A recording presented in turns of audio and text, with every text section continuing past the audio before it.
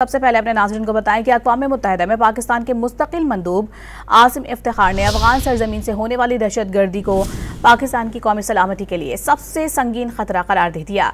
आसिम इफ्तिखार ने अफगानिस्तान की सूरत हाल पर अक़वाम मुत्तहिदा की सिक्योरिटी कौंसिल के इजलास से खिताब में वाज़ेह किया कि आज अफगानिस्तान एक बार फिर दहशतगर्द गिरोहों और उनके प्रॉक्सी अनासर के लिए महफूज पनागाह बन चुका है। पड़ोसी ममालिक अफगानिस्तान से होने वाली दहशतगर्दी के तबाहकुन नताइज भुगत रहे हैं। पाकिस्तानी मंदूब ने सिक्योरिटी कौंसिल को बताया कि Daesh Khorasan, al-Qaeda, TTP, ETMI, BLA और मजीद ब्रिगेड समेत मुतादिद दहशतगर्द तंजीमें अफगानिस्तान में महफूज पनागाहों से फ़ायदा उठा रही हैं।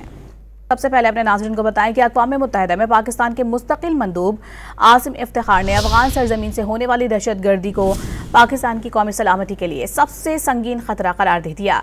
आसिम इफ्तिखार ने अफगानिस्तान की सूरत हाल पर अक़वाम मुत्तहिदा की सिक्योरिटी कौंसिल के इजलास से खिताब में वाज़ेह किया कि आज अफगानिस्तान एक बार फिर दहशतगर्द गिरोहों और उनके प्रॉक्सी अनासर के लिए महफूज पनागाह बन चुका है।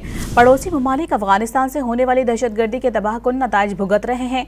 पाकिस्तानी मंदूब ने सिक्योरिटी कौंसिल को बताया कि Daesh Khorasan, al-Qaeda, TTP, ETMI, BLA और मजीद ब्रिगेड समेत मुतादिद दहशतगर्द तंजीमें अफगानिस्तान में महफूज पनागाहों से फ़ायदा उठा रही हैं।